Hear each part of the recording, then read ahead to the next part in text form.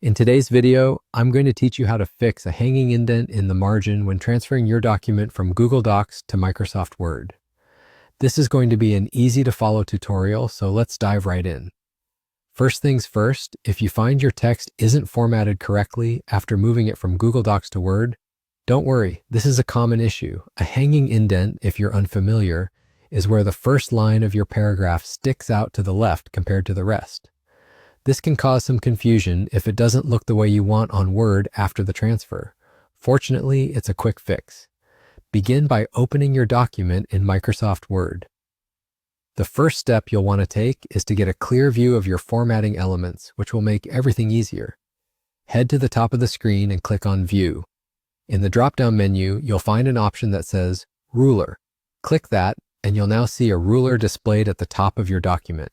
This ruler is a handy tool for managing indents and margins manually. Next, you'll need to select the text that requires adjustment.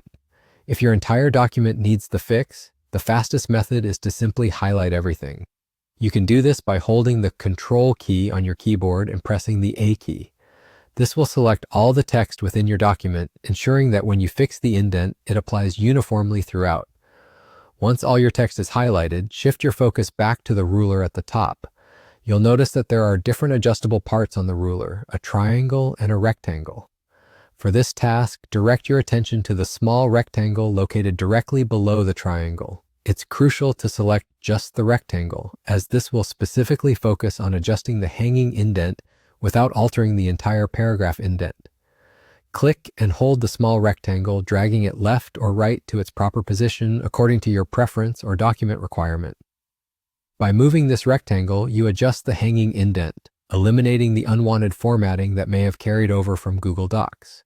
And just like that, you fixed the hanging indent issue in no time. Doing this tidy little trick can make your document cleaner and precisely formatted, putting you back in control of your document's style and structure. Revisiting the ruler and these settings whenever you notice any indent issue will become second nature. That's all there is to it. I hope this walkthrough has been helpful and that your document now looks exactly the way you envisioned. Keep practicing, and remember that these simple steps can save you quite a bit of hassle. Thanks for listening and happy writing.